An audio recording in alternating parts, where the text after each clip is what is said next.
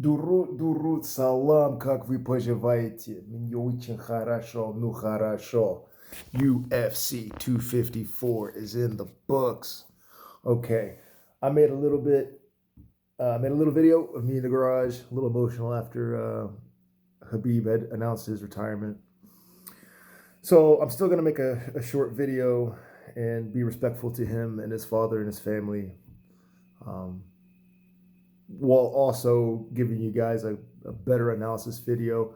I'm just going to make a better video of that video. So, here's what I think. Robert Whittiker just had a lot better game plan. His setups were so much better. His spacing was so much better. Cannonier, however you say the guy's name is, Cannonier. He wasn't used to fighting somebody whose setups are that good. He got him with some pretty good counter punches, and Cannonier, he's definitely a work in progress at that weight. Guy's a great martial artist, but in order to be able to get the game plans and be able to fight people at Robert Whittaker's level in the top 5, you definitely need to learn how to fight in the top 5. And that's just a work in progress. What I saw is a guy who could definitely stay in the top 5, top 10, in a few different weight classes for a while. Whether or not he could be a champion, I don't know. Robert Whittaker is just a straight up G. Straight up G. It's fight savvy. It's the ability to start losing and then come back and win in convincing fashion. So can't say enough about Robert Whittaker. Khabib versus Justin. Khabib respects Justin, so I knew he was going to end it quick with the submission. He wasn't going to sit there and beat on him. Plus, from a fight strategy standpoint, you don't want to sit and fight Justin for a long time because all it takes is one of these and you're done. You're asleep. And you're probably going to wake up with headaches for the rest of your life and lose your car keys more than you would normally without traumatic brain injury. So, and yeah, he timed all that shit I said came true. He timed the leg kicks, went to shoot, pushed him up against the cage, and because he respects him, he didn't pound on him. He just went for the triangle choke. Tried it twice, landed it once. Maybe if the round didn't end, maybe that first one could have sunk in better for this or that. Whatever. We saw Khabib throw a couple of kicks. He was, all right, you want to play the distance game? Threw a couple of kicks. Caught Justin when he was trying to worry about his hands and caught him with the knee. So yeah, everything that I had said. Yeah, and then when it comes to the Whittaker fight,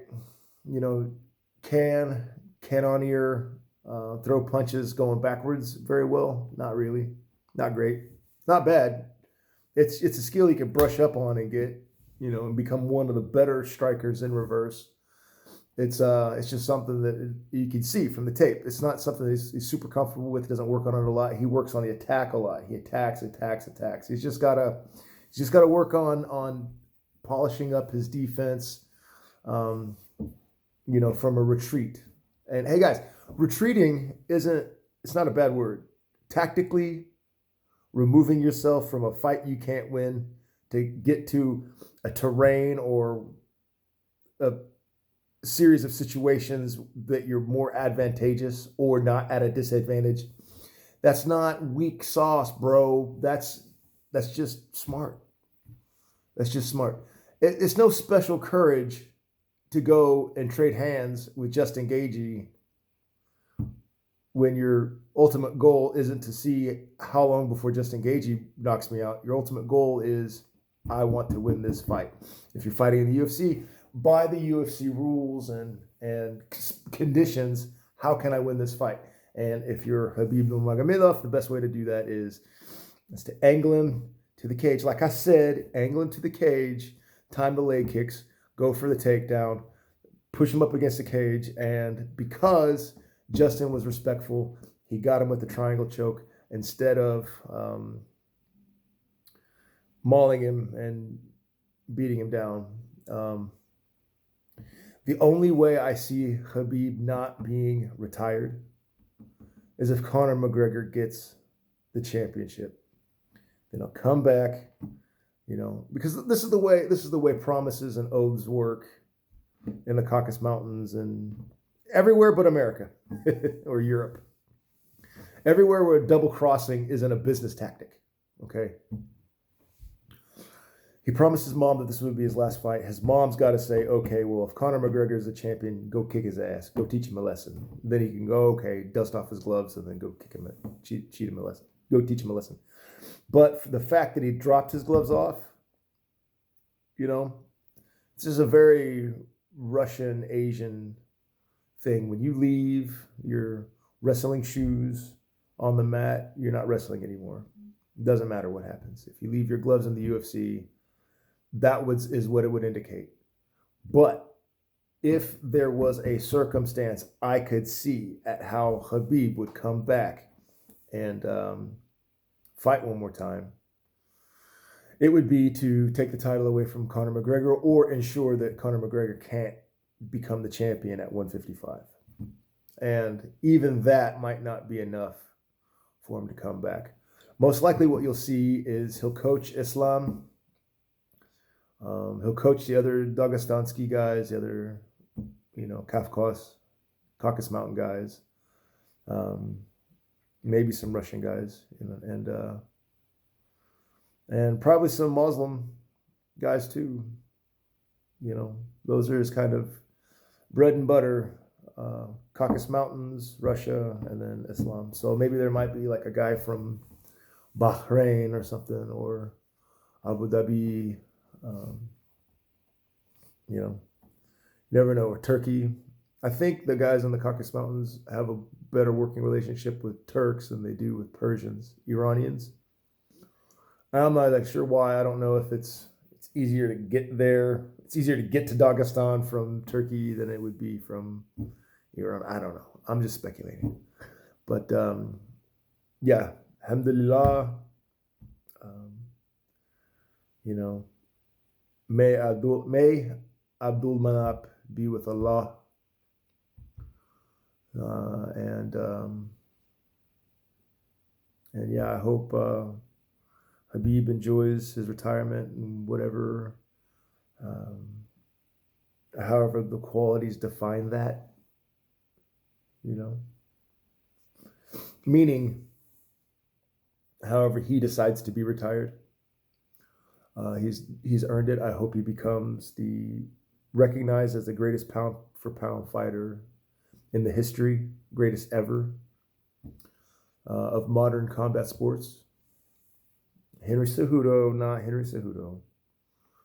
It's Khabib Nurmagomedov. Okay, and in Russian, Khabib Nurmagomedov, of course. Not конечно.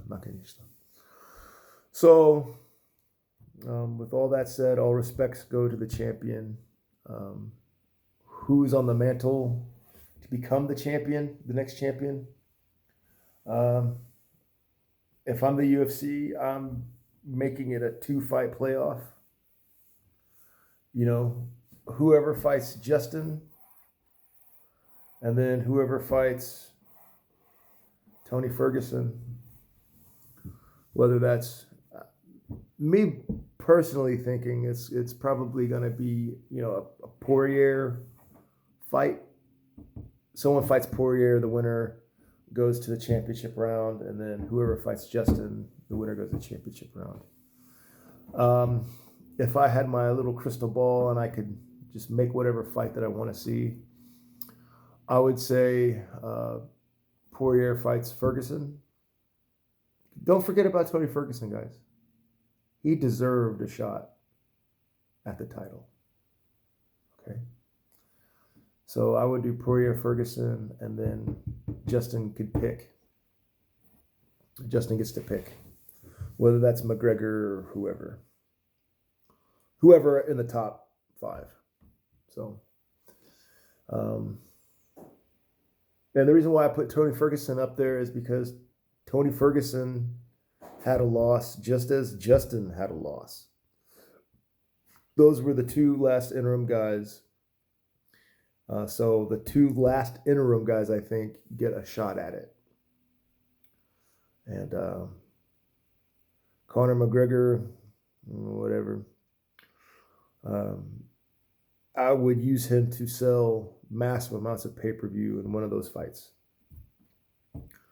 What the cynic in me says is they're probably going to go McGregor Poirier because it's already in the books.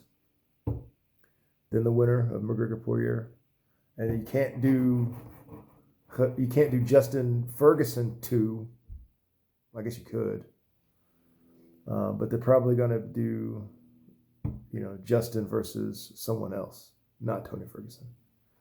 But I could also see Justin Tony 2, and McGregor Poirier, and then the winners of that go.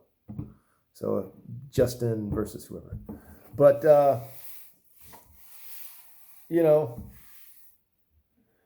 I think Justin's got to fight one more fight to get in the championship because he lost.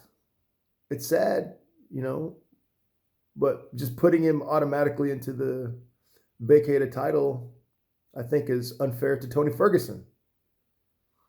So I say Justin and Tony get a fight to see, and Poirier probably, who knows, Conor McGregor. So this thing could be Conor, Justin, Poirier, Ferguson. Could be Conor, Ferguson, whatever, however all the algebra breaks out. But that's what I say. What's actually going to happen, I don't know. Okay, Khorda Hafiz. Be good and follow Khabib's advice and get closer to your family. Because, when my father passed away, I knew it. The air smelled sweeter. I felt a joy and a happiness. And I was at work, and then when I got off work, I looked at so I happened to look at my watch when I smelled this. There was this release that happened. Wow, that was an amazing moment. And I looked at my clock. I got off work. I checked my phone, and I had a message from my aunt. And doing the math she told me how long it had been since my father passed away. But, you do the math between that on the call and then that versus when I looked at my watch, and it was the moment that he passed away. And then for as good as that moment was, for as beautiful as it was, for all the good stuff I felt, I immediately missed my dad. And I didn't cry, I didn't huff and puff or whatever for a few months. And then I cried for a month.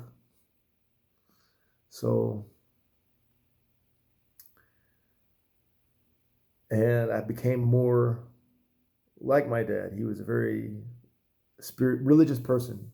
And so I buckled, even though my views were different than his, I buckled down. I was just as committed to my spiritual philosophy as he was to his. So I would imagine that Khabib would become a coach like his father. What else is he going to do? Khuda Hafiz, may the protector be with you.